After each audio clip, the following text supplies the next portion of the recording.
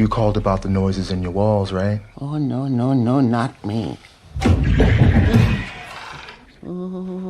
You sure about that?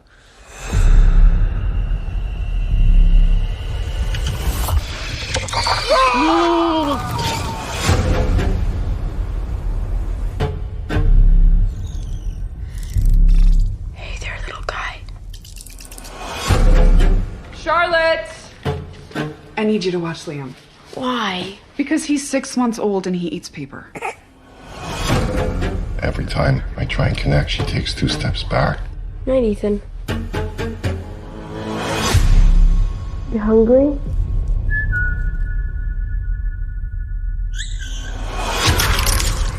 Cool.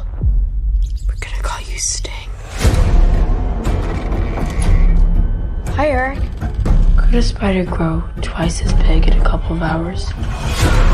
No, that is a physiological impossibility. Sweet Jesus, what the hell happened to it? Rats. I don't think a rat's gonna do that. Spiders only know 2 things. Eat and kill. What kind of spider are we talking about here? A big one. Spider bite will paralyze its prey because it likes to feed on living flesh.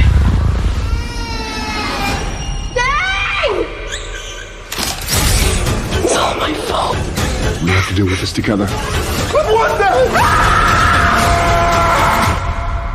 Sting.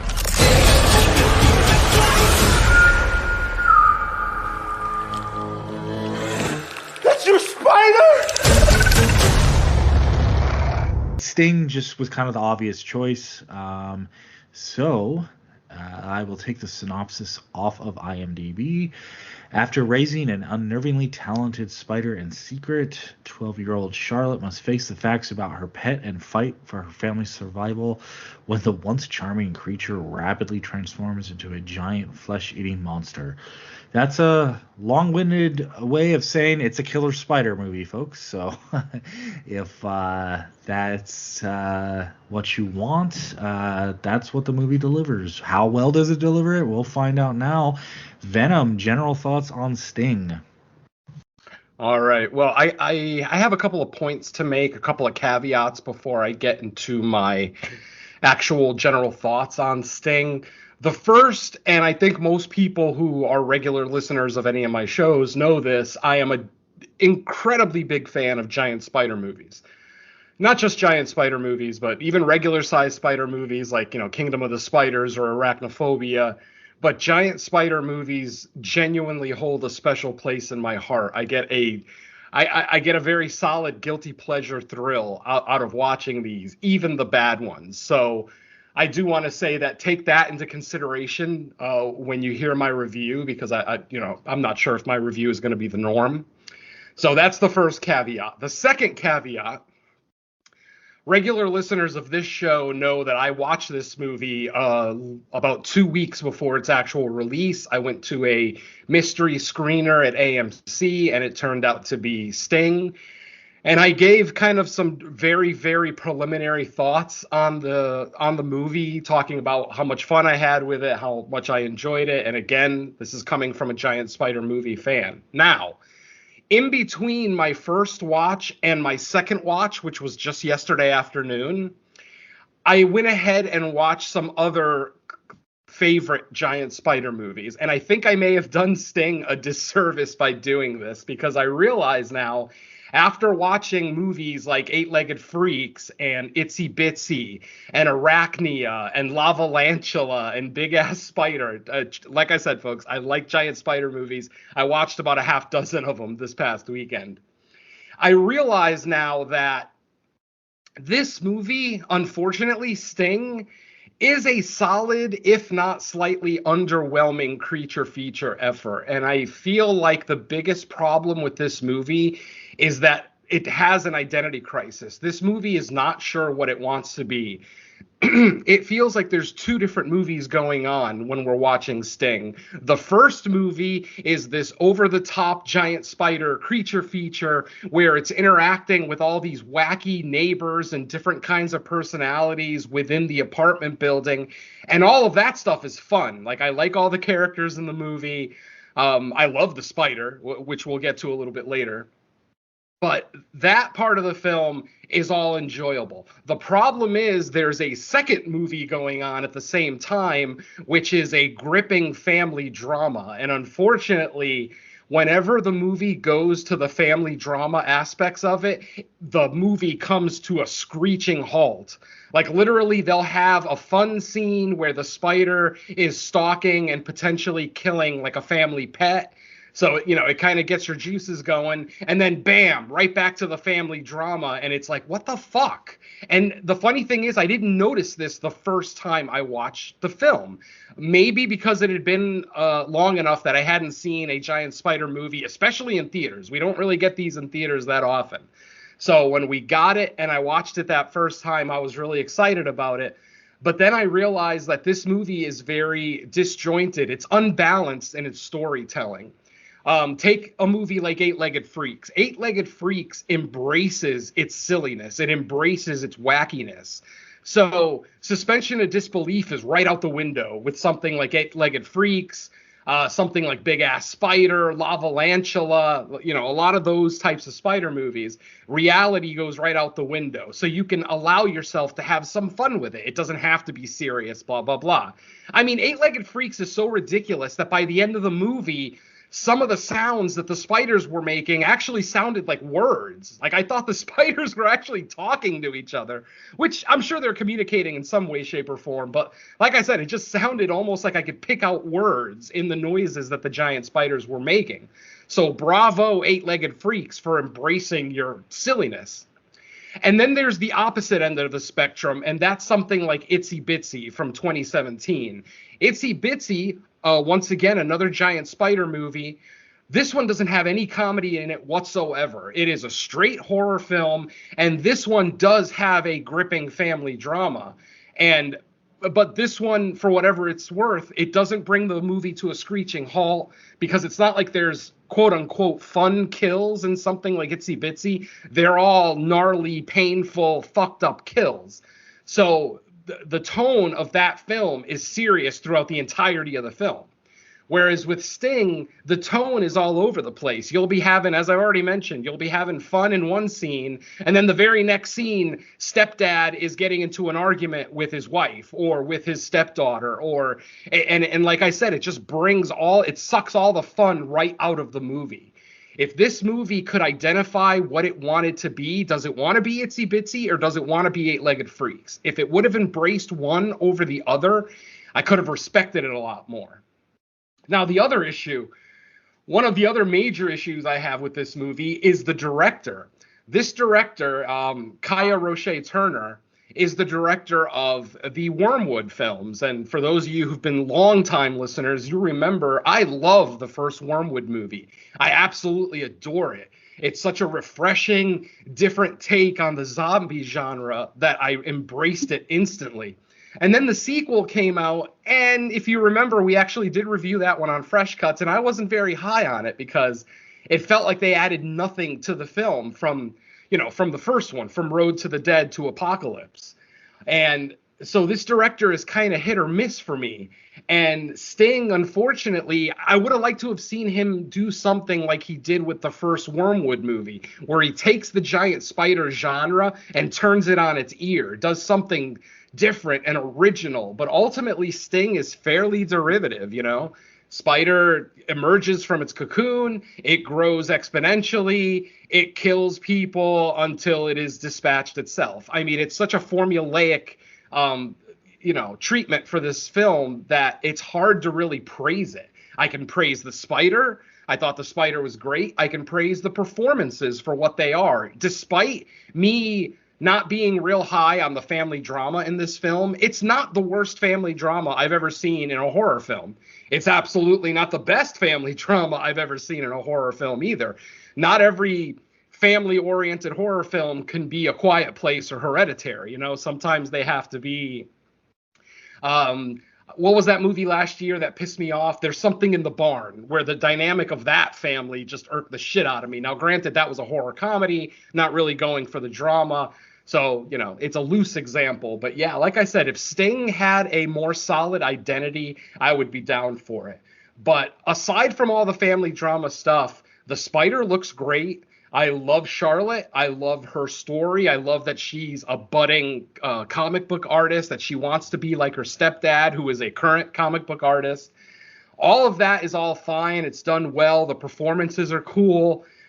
Unfortunately, it is an R-rated film, but there's not really a lot of on-screen kills, unfortunately. We get one really cool on-screen attack early in the film, but then the rest of the movie, it's just people being dragged into ductwork, people being, you know, webbed up to the walls, things like that. It's like it's not the goriest thing, which is another problem with a giant spider movie. I feel like giant spider movies, unless they're TV movies airing on Sci-Fi, they need to up the gore. I mean, we need that gore. I mean, that's part of the fun of a giant spider movie, is seeing somebody get their head ripped off, or, you know, a leg bitten off, or whatever the case may be, or even watching someone actually get fed on. I'm noticing the giant spider movies definitely have an issue with showing the giant spider actually feeding on a person. Same thing with Itsy Bitsy.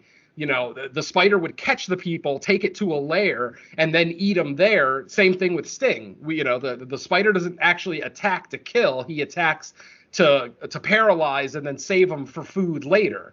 So despite the fact that we do see a couple of dry husks in the movie, we never actually see the spider feed, which is always kind of a pet peeve of mine. I want to see that fucker feed. I want to see him suck the juices out of a human until it's just a dry husk. So there's definitely a lot of elements of a quote-unquote fun giant spider movie that are missing from this one. Overall, I'm going to say if you're as big a fan of giant spider movies as I am, it's still worth a watch. I don't think it's necessarily vital to watch in the theater, other than the fact that, like I mentioned earlier, we almost never get giant spider movies in theaters. So, like me, if you are a big fan, take advantage and go see it. The movie is very good looking. It's a very well-made movie. It looks good. It's a nice combination of CGI and practical effects for the spider. As I said, we don't really get a lot of on-screen kills, but we get some after effects, you know, some bodies and whatnot after the spider has dealt with them, things like that. But it is a fairly tame giant spider movie, considering some of the ones that we've gotten over the last 10, 20, 25 years. So overall, I would say it's a solid movie, slightly underwhelming. I'm not going to say that it's vital viewing for the theater unless you are a gigantic giant spider fan like I am. So that's going to be my general thoughts on Sting. Solid, but underwhelming. All right. I will pass the mic to Don and Nelly. What's your thoughts on Sting?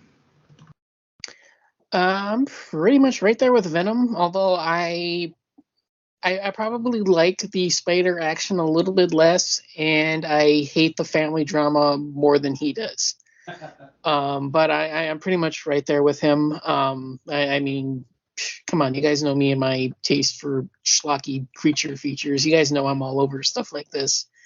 And yeah, I do agree. I think there's a lot of fun to be had with the cheesy Sci-Fi Channel stuff. Although, yeah, I do agree that the lack of gore in the genre is kind of disquieting, or I really shouldn't use that word, but I mean, it's close enough.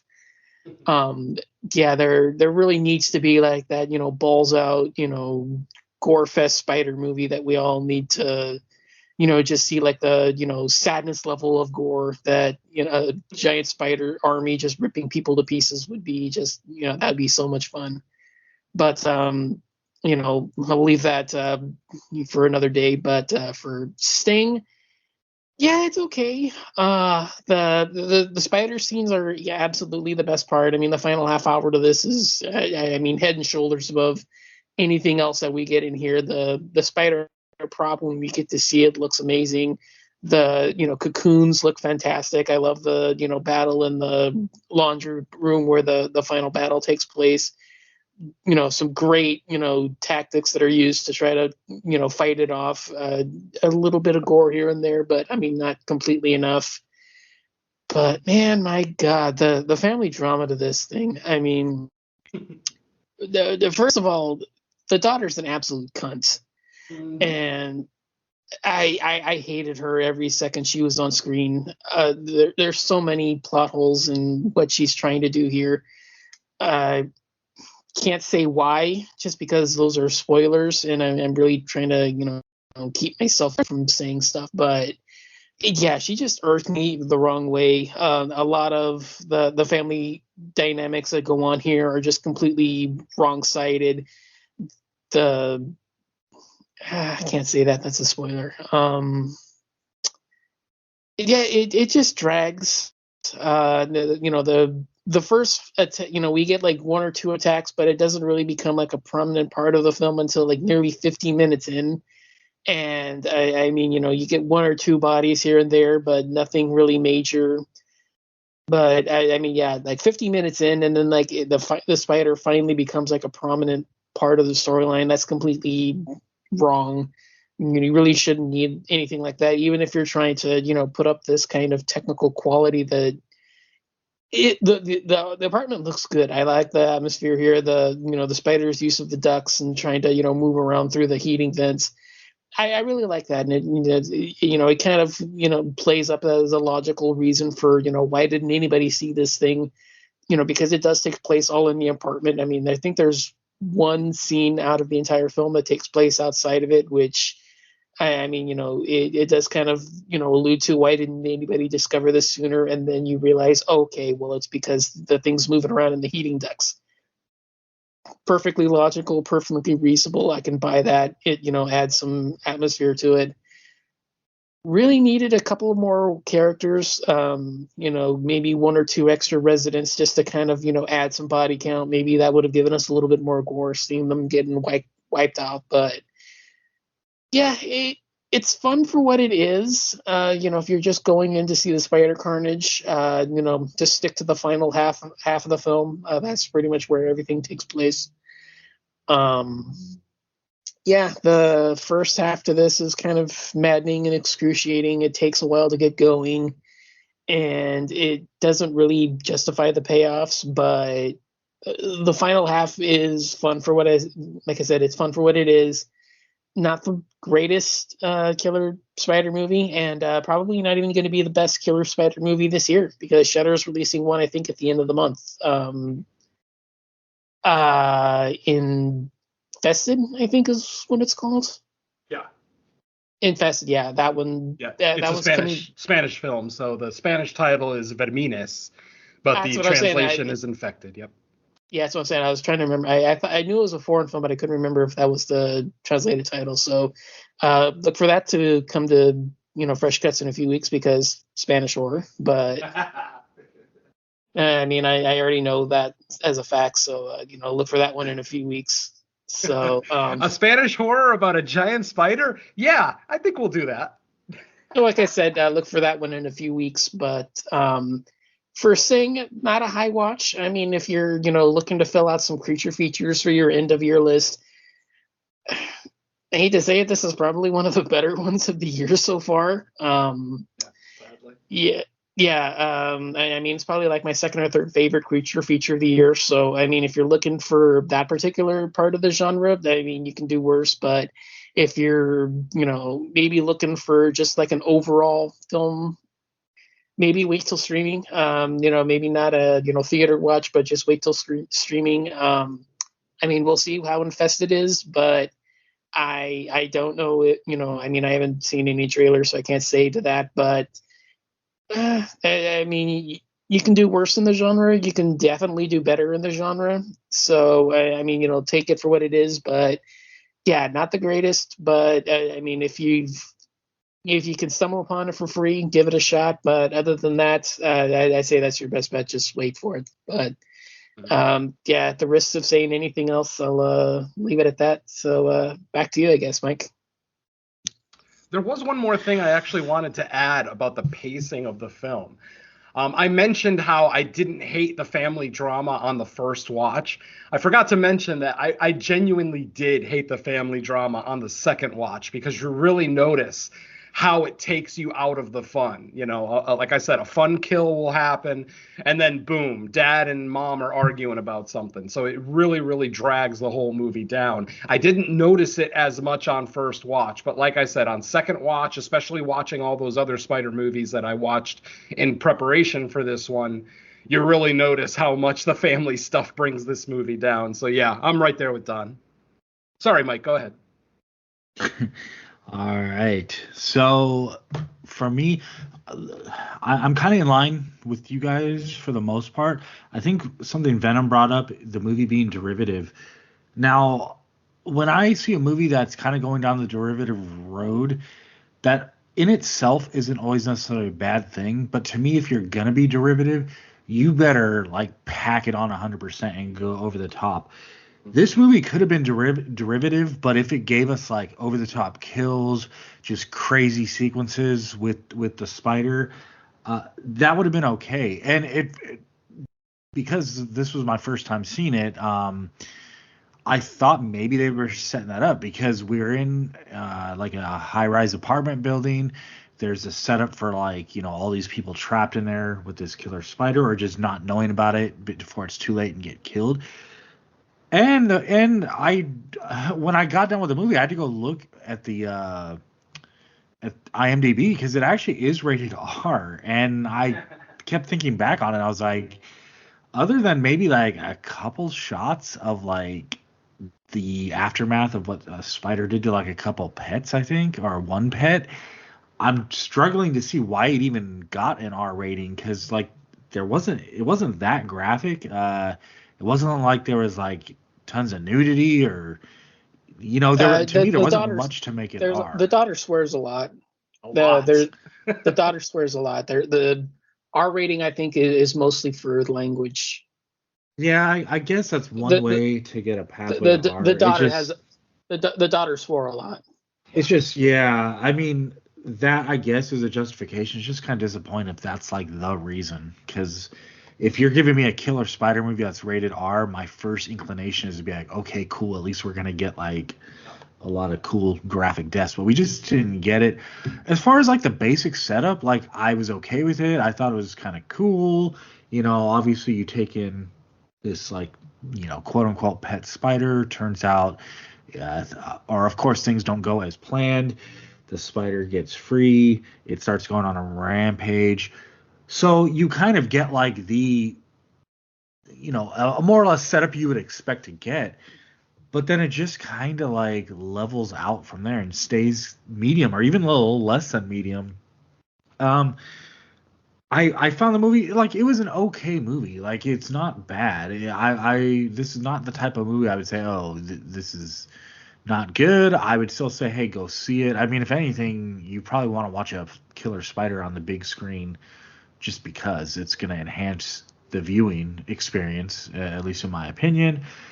But I just think that it doesn't kind of deliver what you would expect in a rated R killer spider movie. And like Venom named off a handful of other ones he's seen, and out of all those ones that I've seen too, I would say I prefer all of them over this one. But and the family drama, I agree. I don't know. I would say maybe the family drama itself didn't bother me, but just how much it's in here, and the fact that it's we get like these breaks in like the tension to like revisit and re-explore the family dynamics, and it's just like, no, the time for that was like set that up in the first act, and then we can revisit at the end because like obviously when someone or you get the day saved by someone that there was previously hostility or strife with, of course we would expect like some reconciliation to happen. But this movie just does this weird things where it like keeps going back to it throughout the movie when it just doesn't need it. It's like once we get our spider in like I wouldn't even say the final stage, just once it starts growing and causing havoc, from that point on it should be just a killer spider going on a rampage movie. And when it kind of sticks to that, it's entertaining. but I just think they take too many breaks from that throughout the running time, and it's not even that long of a running time. It's a straight solid 90-minute movie. So I think this is like it's an okay movie that had the potential to be a lot better, and that's like I think we've said it a lot of times. That's sometimes the most disappointing movies are the ones that where you see the potential for it to be really good, and it turns out to be just okay. It's funny, I was a little worried that I was going to be way more down on it because I remember Venom when you saw it at like the surprise screening, you seemed to like it like a fair amount. So it looks like with the second watch you kind of are now more in line with what me and Don. We all seem to be somewhat on the same page about it. But yeah, I would say it's an okay movie. Just don't go in expecting too much. And like we kind of like figured out now, that R rating is going to be mostly because you have a kid cursing a lot. I didn't find much else about it that would require an R rating. So I'll keep it there for now. Back to you, Venom. Yeah, I mean, one example of the family drama really bringing this movie down. There's this great scene where Charlotte brings the spider down to an animal expert that lives in the building. Technically, his expertise is more in fish, but he does know insects and arachnids as well. He ends up placing the spider in a glass tank. It ends up getting big. This isn't a spoiler, mind you. It's just a minor plot point. And then once the spider gets too big for the tank, it breaks out of the tank. It literally just smashes the glass tank. From that moment on, the movie should have been a balls to the walls, spider taking out people defending themselves. Like, it should have been nothing but spider action. What's the very next scene after the fucking spider breaks out of the glass tank? It's the final scene of the family arguing, and then the big catalyst event where, you know, the truth is told about a certain member of the family. And it's like, are you fucking kidding me? You just showed me this giant spider get out of the tank. I could give two shits about the family drama. There is a 4-foot spider running around your building. That's what I paid to see. And they just bring it right down, you know, all the excitement, all the juices that are flowing because the spider's finally out of its tank. And nope, we're going to bring it down and show you the family arguing some more. And Mike has a valid point, too. I mean, this is a short runtime. This is exactly 90 minutes. At least 20 minutes of the runtime is spent on this family. And that's too much, just way, way too much. Like I said, unless you're doing an Itsy Bitsy style, and it's so weird that movie's called Itsy Bitsy, but it's like a gritty, you know, family drama-oriented spider movie with a silly title. But this one has a cool title, and yeah, maybe the family drama didn't work so well. So don't go by the titles, I guess. Because I almost didn't watch Itsy Bitsy the year that came out because I thought the title was so stupid. But then I watched it and I fucking loved it. It almost made my top 10. If I remember right, I think it was given another name in the UK, and then it was renamed to Itsy Bitsy here in the US. That might be, I mean, potentially, yeah. I don't remember necessarily. Yeah, I don't either. That could be the case. Yeah, I just even the poster, like I remember seeing the Itsy Bitsy poster and thinking, God, that's so stupid. But since I love giant spider movies, I have to watch it. And obviously, I ended up loving it. So yeah, Itsy Bitsy is a high recommend for me if you haven't seen that one yet. Anyway, what else can we talk about with Sting? We've already talked about kind of the lack of kills, the lack of kind of set pieces, the kind of just derivative nature of the whole movie. Even the final, and no pun intended here, but the final Sting of the movie is the most basic derivative final Sting of any giant spider movie we've ever seen. Itsy Bitsy did it. Big Ass Spider did it. Arachnophobia did it. Like and not that Arachnophobia is a giant spider movie, but it's a spider movie. And it seems like the final Sting of a spider movie is always the fucking same, and I'm so sick of it. That's why I'm a little disappointed with this one, because with this director practically, you know, redefining Australian zombie films with Wormwood, I really, really wish he would have done the same thing with Sting. Really embrace the Aussie-ness of it too, because this movie is basically, it's all Americans in it, really, even though it's an Aussie production. It's kind of interesting. And it is, you know, Aussie director, you know, the director of Wormwood. So I really wish they would have leaned more into their Ozploitation like roots, because then maybe the movie would have been a little bit more of a gore fest that we all wanted, and not a little bit less of a family drama. But, you know, whatever.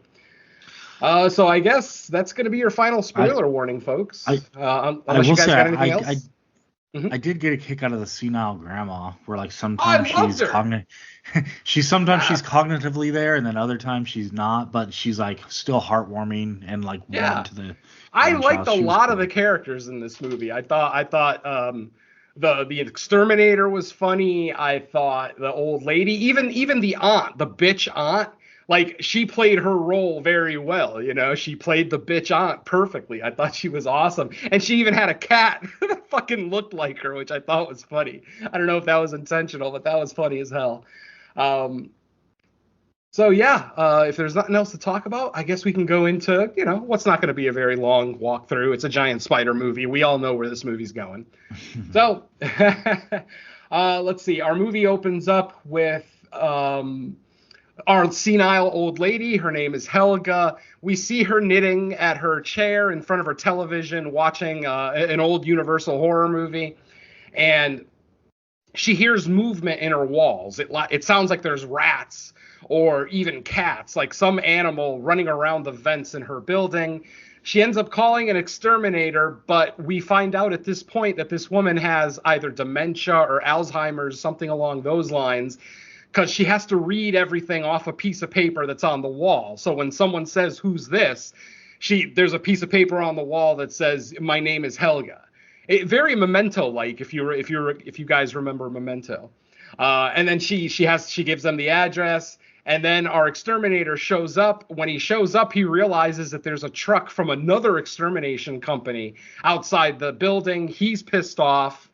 He beeps at the intercom. She lets him in after a funny little exchange because, again, this woman's senile, so she literally will forget stuff 30 seconds after you tell it to her, which is part of the comedy with this woman. Our exterminator goes up into the building.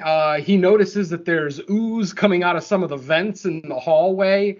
Eventually, he gets to Helga's apartment. He starts looking around her apartment, and he notices that there's a giant hole near the floorboards of her apartment, and there's a blood trail going into the hole.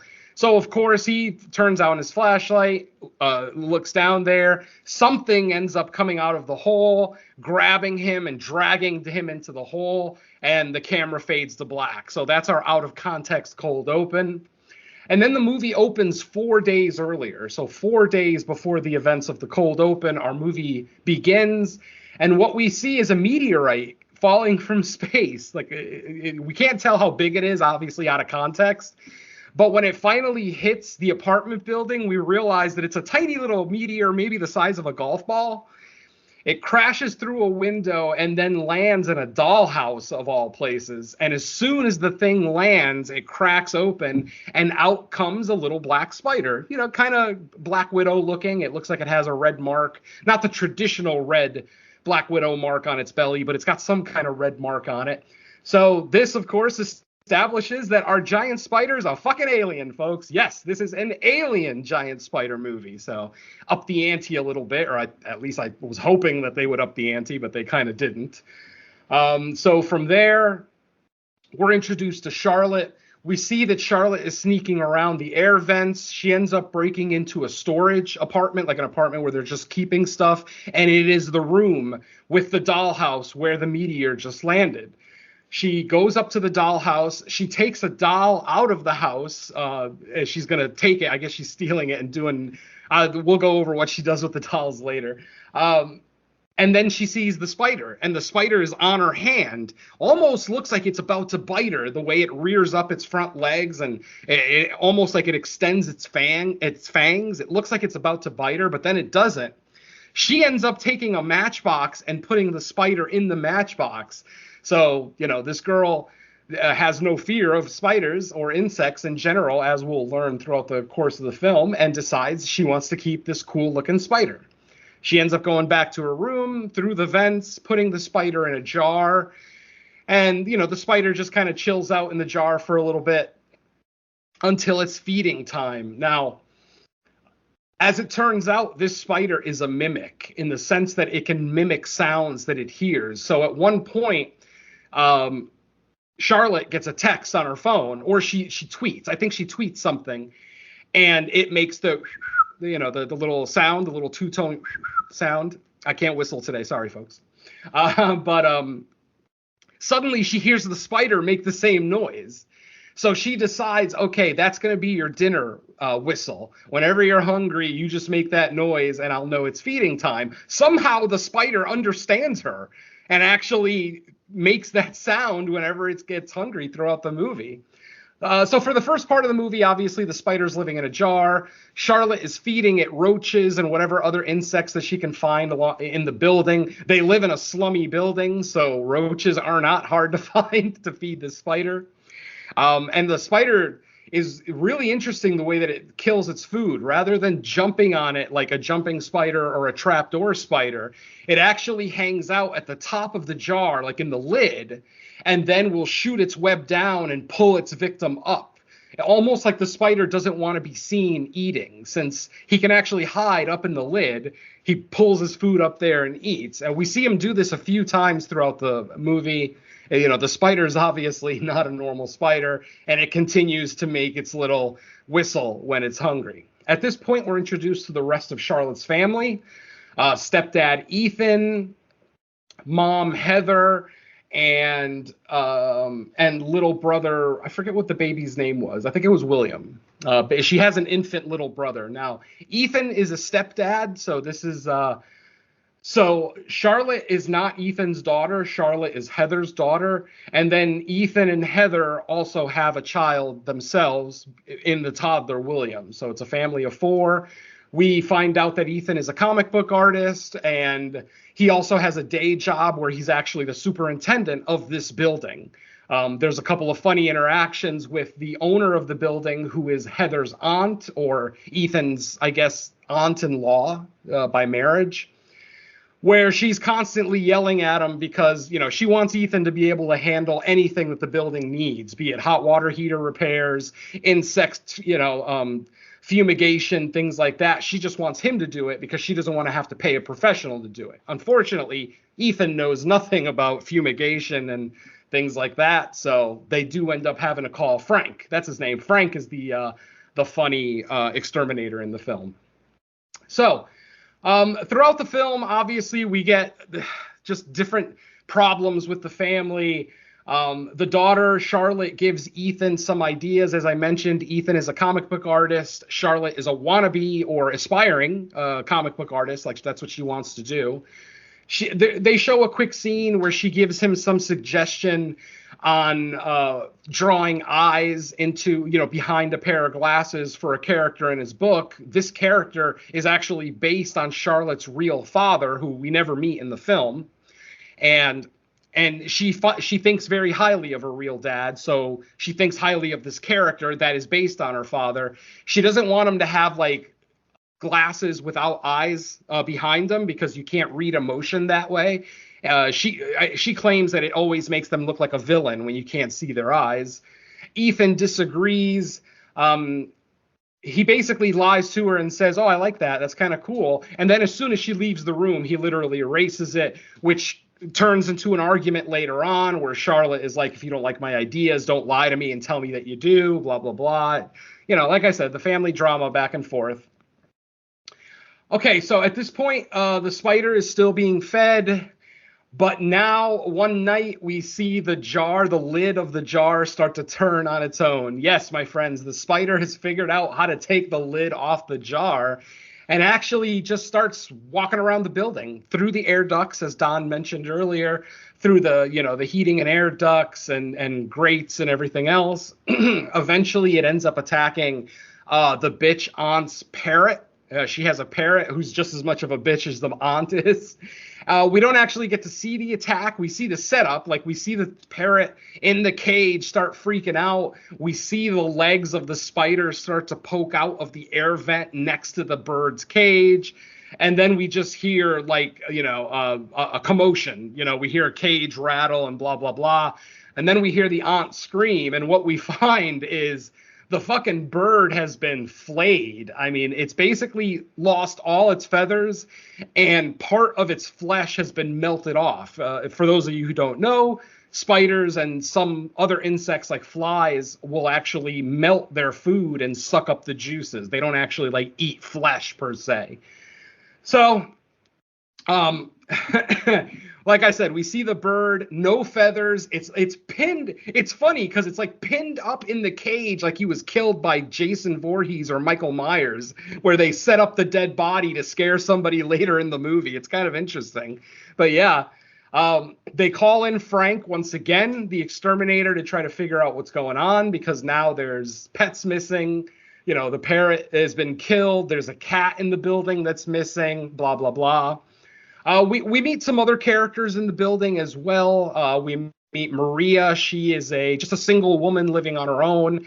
It's alluded to that she lost her family. She ends up getting into a discussion with Ethan where she tells him, you know, always appreciate your kids because you never know that if they'll be here tomorrow, blah, blah, blah. She seems like a sweet, you know, nice older, not older as an old, but like maybe mid 40s, mid to late 40s, a fairly attractive Latina woman just living by herself with a chihuahua, with a yappy dog, because what's a single Mexican woman without a chihuahua? I don't know. So we also meet Eric. Eric is, I mentioned him earlier. He's like the animal expert in the building. Eric is a scientist who is actually doing work on the pancreases of fish. Basically, some breeds of fish have a way of regenerating pancreatic cells. His theory is that if he can harness that he might be able to eliminate all forms of pancreatic cancer if he can figure out how these fish regenerate pancreatic tissue. So, you know, that's kind of his experiment. At one point in the film, Charlotte brings the spider. Actually, before this, there was a cool, funny little scene that I think most of the young kids in the movie didn't catch.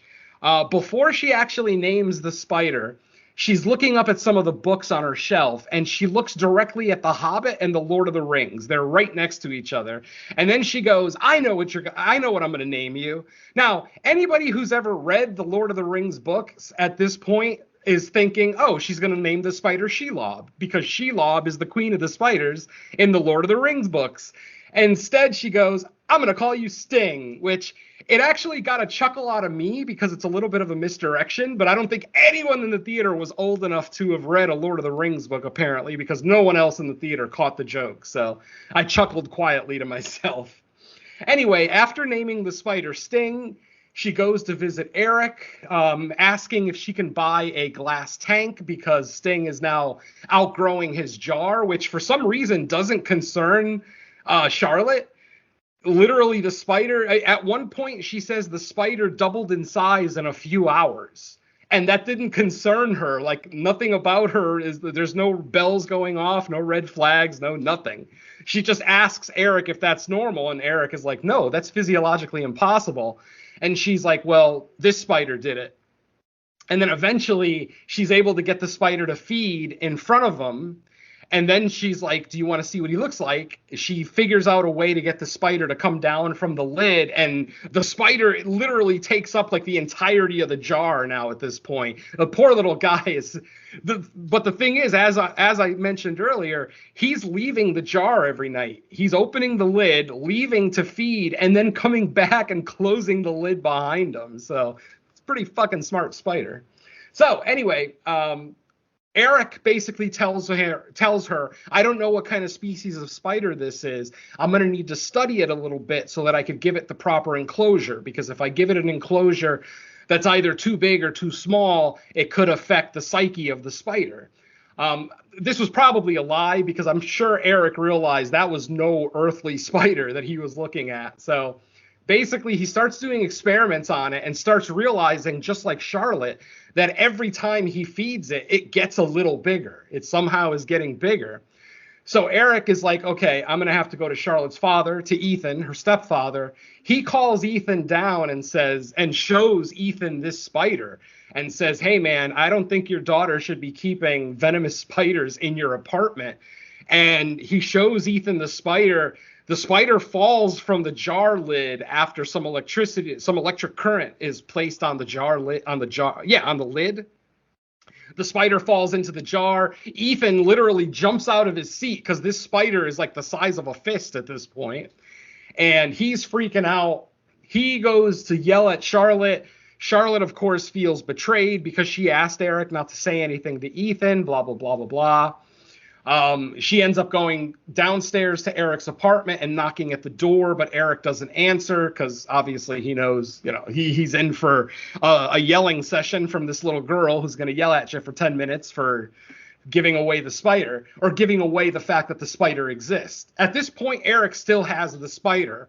And at this point, he has it in a glass terrarium, and this fucking thing is the size of a dog at this point. It is fucking, maybe not a big dog, but like a small to medium-sized dog. Literally, he's got the thing in what looks like a 30 to 40-gallon tank, and it takes up the whole fucking tank. Literally, there's no room in the tank for this spider to move around. So eventually, it just smashes the fucking tank and just leaves.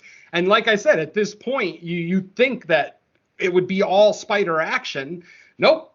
Back to the family where we have one final argument. And I've skipped a few of the arguments that this family's had, by the way, because they have too many. Like I said, a good 20 minutes of this movie is taken up with family drama. So basically what ends up happening is Charlotte is mad at Ethan, tells him you had no right to take Sting away from me, blah, blah, blah. And then she says, my father wouldn't have taken Sting away from me because my father was awesome. And all throughout the movie, Ethan and the mom, Heather, were kind of alluding to some secret that they were keeping away from Charlotte about her dad. And this is the scene where finally the secret comes out. Charlotte talks about, my dad is awesome. He's so much better than you. You'll never be as cool as my dad. And then Ethan goes, well, why doesn't he ever visit you? And she goes, well, because he lives in Thailand. You know that. And then Ethan is like, no, he doesn't. He lives right across the bridge. He's 25 minutes away. And instantly you see the look on Charlotte's face change, the heartbreak show up, realizing that the dad that she's been looking up to, her cool, awesome dad, is actually a deadbeat scumbag who doesn't even want to visit her. Literally lied to her about being in Thailand so that he wouldn't have to visit her. So obviously she runs off to her room. Ethan and Heather get into an argument, which really pisses me off because Ethan is like the whipping boy in this movie, and in my opinion, poor Ethan has done nothing wrong. He's trying to work a day job as a superintendent. He's trying to continue his comic book career at night. He's trying to take care of a baby, a stepdaughter, on top of the fact that his wife is also a professional, so we see her kind of leave the house periodically. So Ethan has literally done nothing but try to do the best he can, and everybody shits on him in this movie, which is kind of fucking annoying to me. Literally, Heather calls him an asshole for what he did when it's fucking Heather's fault for not telling the truth to her daughter, perpetuating the lie that he's in Thailand just to save her fucking, psyche or feelings or whatever. So, yeah, this whole time I'm on Ethan's side. He's just a whipping boy for this movie. So, okay, at this point... And let's not forget the fact that Charlotte hid the alien spider. She never told anyone about it, trying to keep it as a pet. That's my big issue with her. Oh, yeah, she's got a lot of issues. It's funny because Charlotte actually has a lot of the worst personality traits of Chloe Grace Moretz and Kick-Ass, where she's always swearing, she has an authority complex, she doesn't listen to people, blah, blah, blah, blah, blah. She even looks a little bit like Chloe Grace Moretz and Kick-Ass, actually, now that I look at her. So, yeah, definitely, Charlotte's not the most likable character. She plays her role well. She's just not written very well. She's written kind of shallow. So anyway, at this point now, the spider starts attacking more and more people in the building. He eventually gets the bitch aunt's cat, and then the bitch aunt goes looking for the cat. Because the spider is a mimic, he's able to make cat noises himself to attract this woman to get into the vent. She gets into the vent. Of course, we see the spider drag her off, and bitch aunt is now gone. And so what happens is, once again, Ethan and Heather are again having an argument, having a discussion. They end up sending Charlotte. Oh, no, that's what happens. Ethan ends up losing his temper and punching their television, smashing it completely. Mom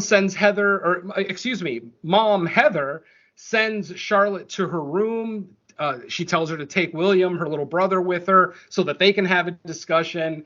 And then obviously the parents have their little discussion about watching his temper, and she doesn't want to have to deal with this again. So apparently her first husband was kind of violent too. Not that Ethan's violent. Ethan's violent to inanimate objects. He beats up a water heater and he beats up a television. I mean, at least he's not beating up his kids. That's fucking admirable, at least. So unfortunately, when Heather sends Charlotte to her room, Charlotte puts headphones on so she can't hear. She's obviously trying to drown out the argument. Unfortunately, as soon as Charlotte leaves the room, Sting makes an appearance. Mom looks up to the ceiling slowly, and there's Sting up on the ceiling. Sting drops down on Ethan, bites him.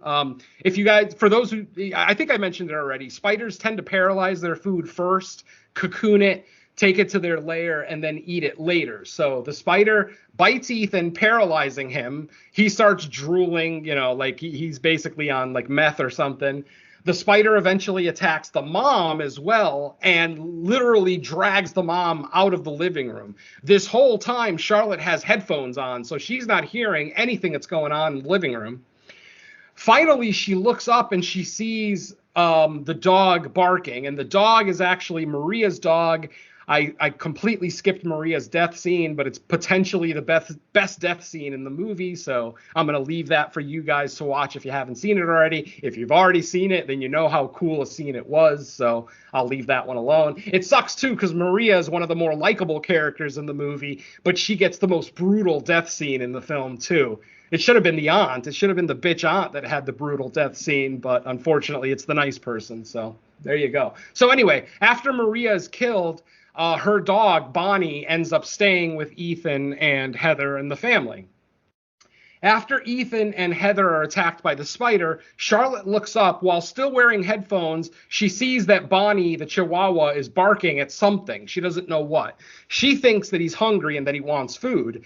So she actually gets up with the headphones still on, walks into the living room, doesn't notice that Ethan is laying right behind her on the ground, being dragged away by the spider, because like I said, she's got her headphones on, and she's watching a video on her phone, so she's literally not looking or listening to anything in her surrounding area.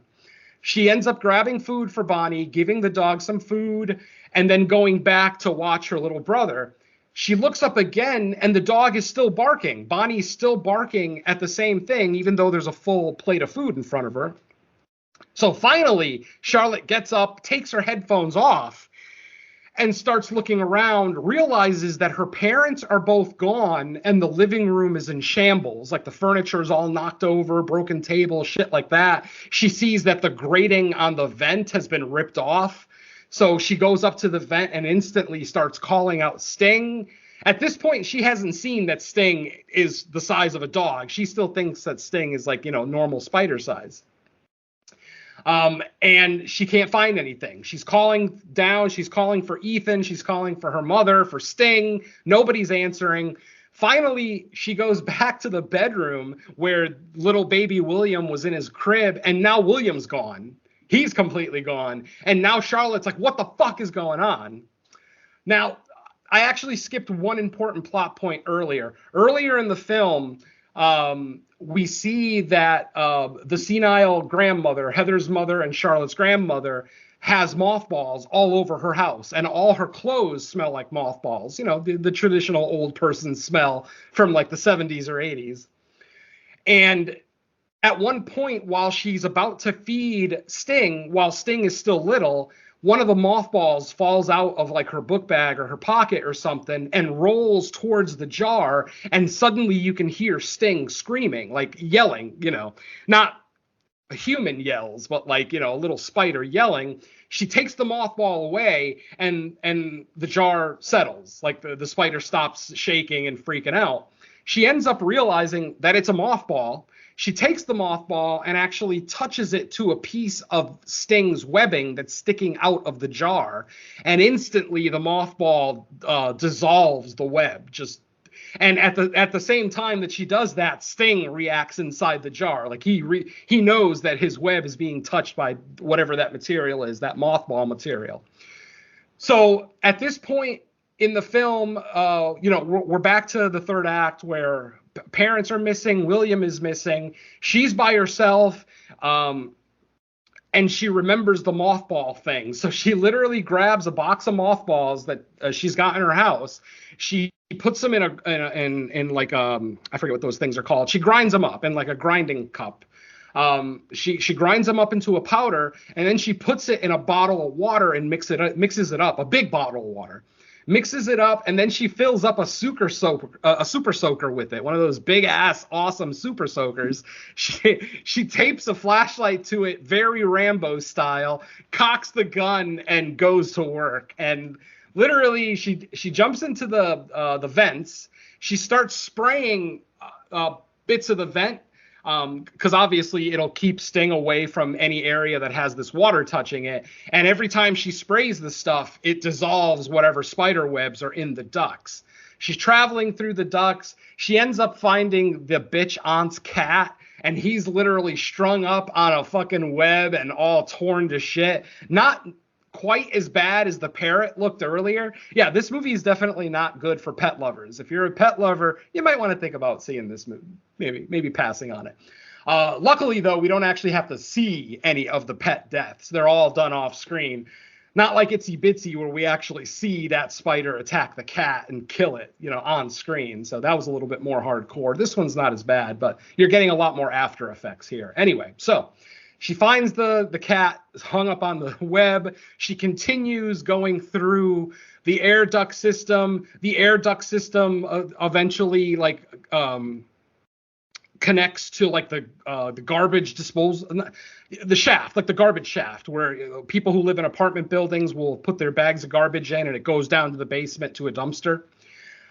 She ends up finding Ethan there, webbed up against the wall. Now, Ethan obviously is paralyzed, so he's weak. He is awake, thankfully, but he's still very weak and can't really move. Charlotte lets him know, I've got mothball water in this gun. It dissolves Sting's webs, and it actually hurts him as well, so we've got a way to defend ourselves. She lets him know that she's going to take the webs off of him and that he needs to try to hold on so that they don't fall all the way down to the garbage chute, or down to the garbage dumpster.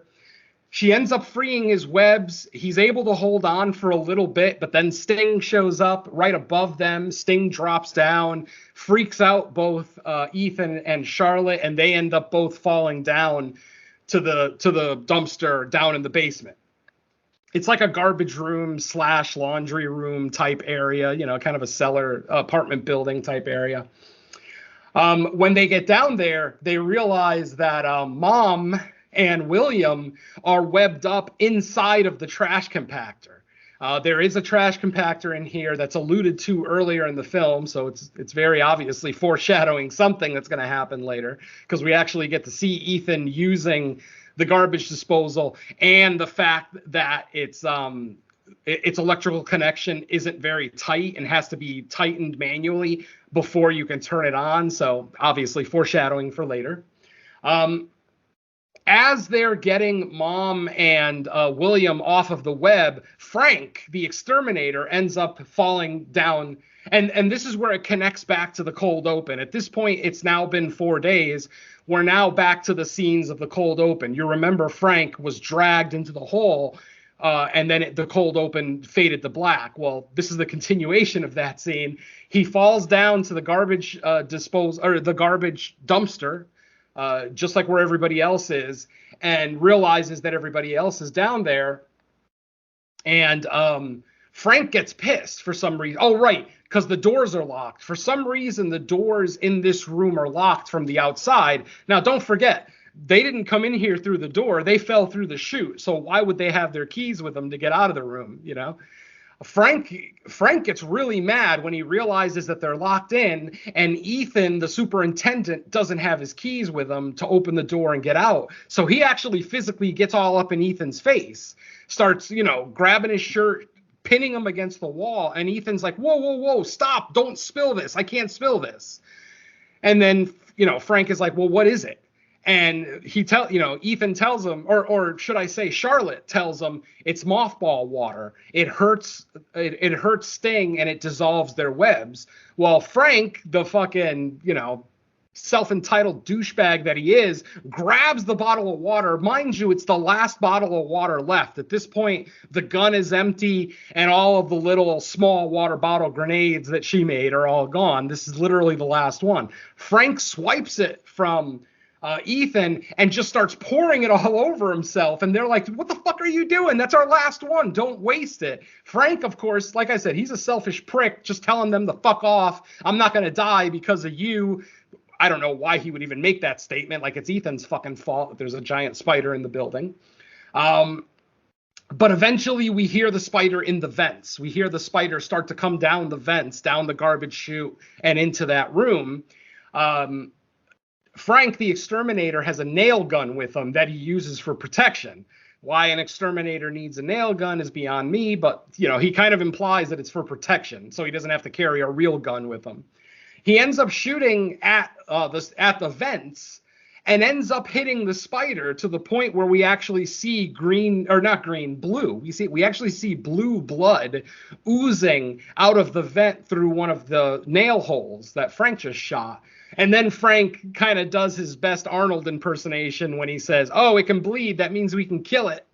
And then the instant Frank says, "If it bleeds, we can kill it," a spider web shoots out, grabs him from the vent. It pulls him up to the vent, pulls him up into the vent head first, and then there's just an explosion of blood. So for the first time, Sting actually kills someone with the intention of killing them, not feeding on them later.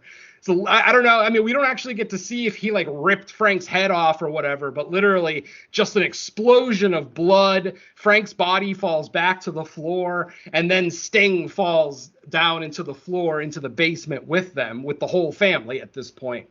They all end up piling into the garbage disposal. The garbage compactor. It's a compactor, not a disposal. They all pile into the garbage disposal compactor. And they're trying to set up Sting. They're trying to get Sting to come in through the entrance so that they can, drop the compactor on him and crush him.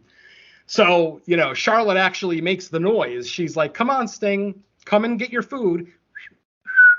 And Sting hears her and starts to go into the trash compactor. At the moment that Sting is directly under the compactor, Ethan hits the button. And it doesn't work. Nothing happens. Remember, earlier we established that the power cable connected to this thing tends to get disconnected. And that's exactly what happened. The camera pans over to the cable. We see that it's slightly disconnected. Luckily, Ethan, who is inside of the trash compactor, realizes that cable connection is right outside of the part of the compactor that they're in. So he elbows, the wall until he has a big enough hole that he could stick his hand through and attach, the electrical cable. And of course, we get the tense moment where Ethan is reaching for the cable, trying to grab it. Sting at the same time is slowly approaching his family. Finally, Ethan is able to connect the cable, and it instantly electrocutes him. He goes flying across the compactor. But the compactor is on now, so Charlotte ends up hitting the button and squish. Giant spider goes squish. The compactor comes down, and it's almost kind of, I don't know if they were trying to make it sad. It's kind of sad / funny that as Sting is dying, he makes a baby sound. He makes like a baby crying sound, like he's mimicking William, because William's the only baby in this building. So literally, as he's dying, he makes a crying baby sound, almost like he's looking for sympathy. At this point, the family gets out of the trash compactor, but Ethan is out cold with his eyes open. He's electrocuted. Literally looks like he's going to die. Heather starts giving him mouth-to-mouth. Charlotte starts to kind of think about a scene from one of her comic books that she had written where kind of the same thing had happened, where a character seemed to be dead, and then Charlotte, or in the comic book she's known as Fangirl, Fangirl closes her eyes and counts to 3, and when she wakes up, the character is alive again. Well, they emulate that same thing in the film at the end. It's kind of hokey. It's very hokey, actually, I should say, because literally she closes her eyes, counts to 3, and when she opens them, Ethan starts breathing again, and everybody's happy. The whole family is alive, and they start to pile out of the trash compactor. But then we get the final sting, no pun intended, of the film. And as I mentioned earlier, folks, it's the same fucking final sting that we get in every goddamn giant spider or spider colony movie or whatever you want to go with. And that is, of course, a clutch of spider eggs. The camera pans behind the trash compactor and shows about a half dozen alien spider eggs. And literally one of them starts to open. We see a single spider leg poke out and fade to black. And that's our movie, folks. That is Sting 2024. Now, obviously, I skipped a bunch of scenes. I skipped some kills.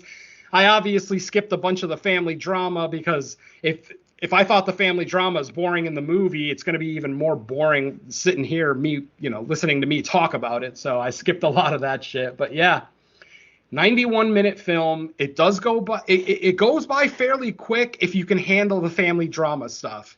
If the family drama stuff is going to rub you the wrong way and just bring the film to a halt, then the movie's gonna feel like it's 2.5 hours long, even though it's only 90 minutes.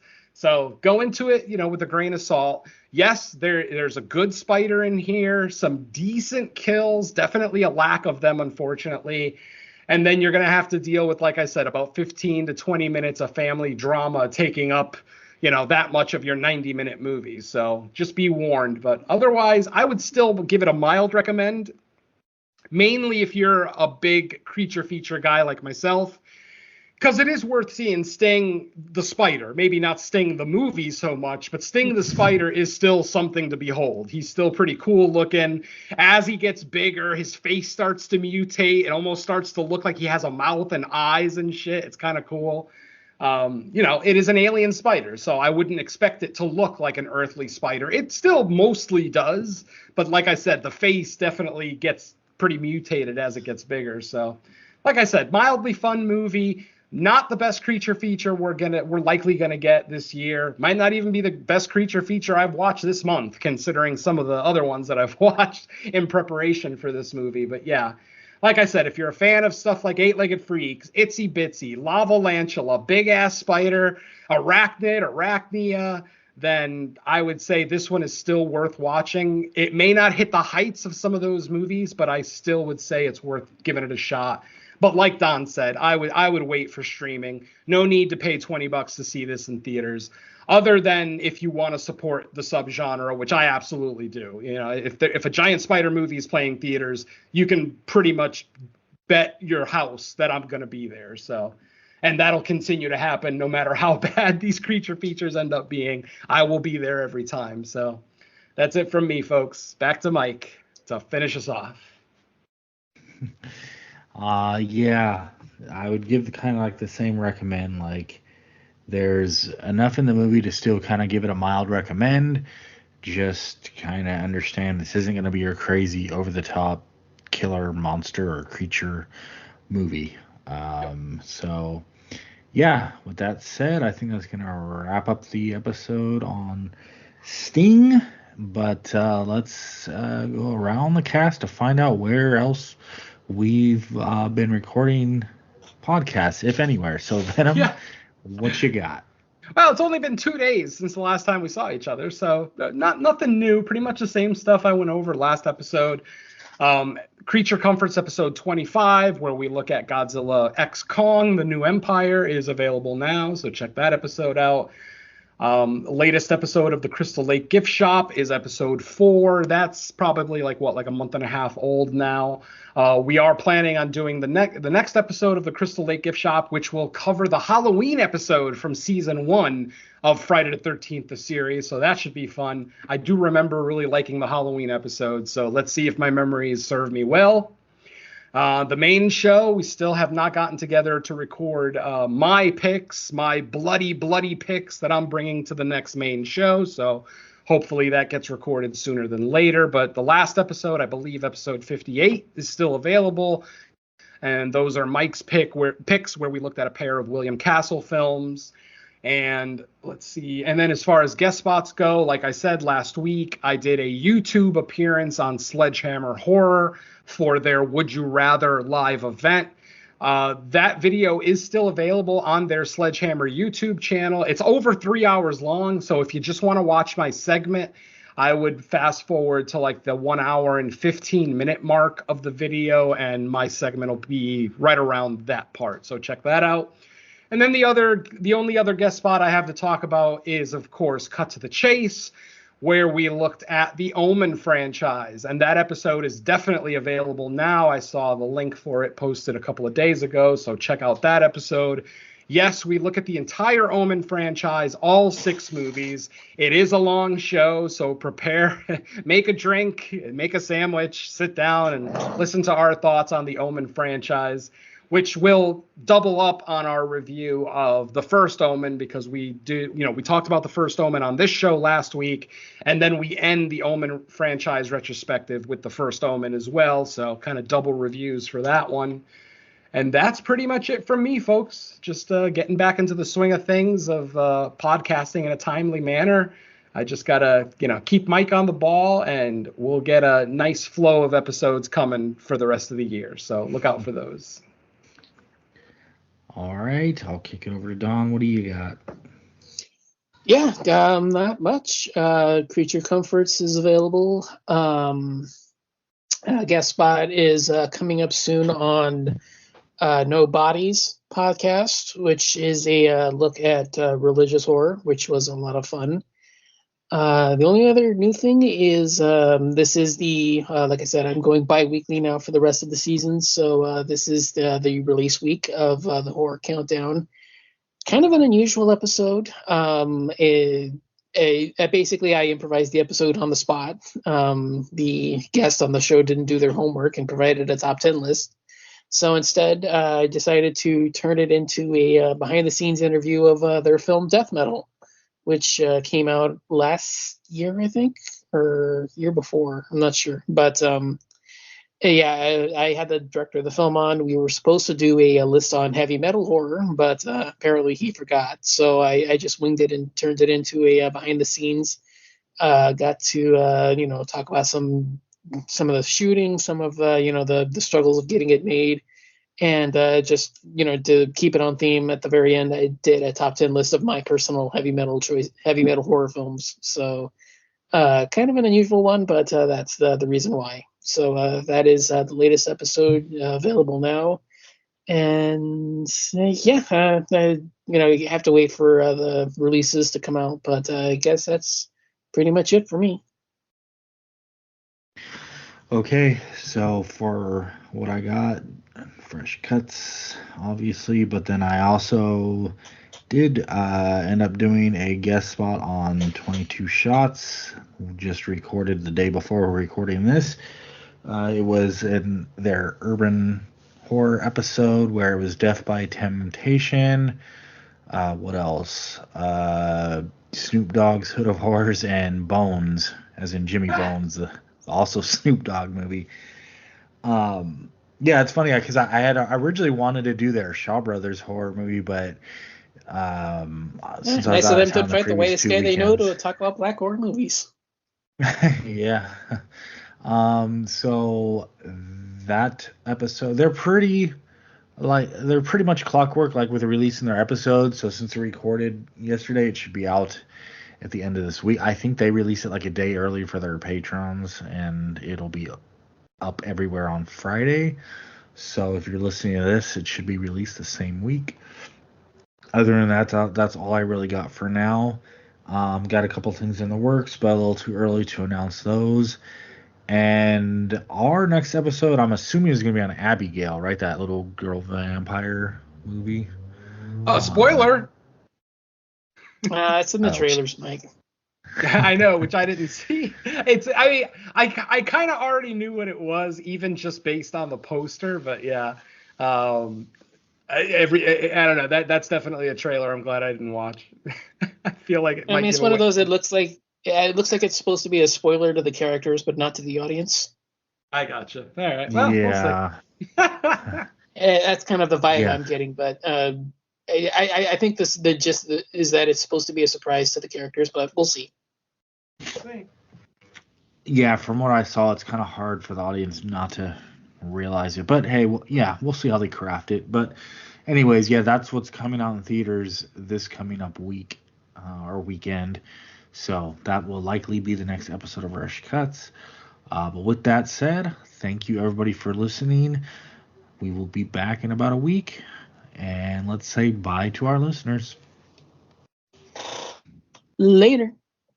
If you whistle at a spider and it whistles back, kill it. Kill it with fire. Now.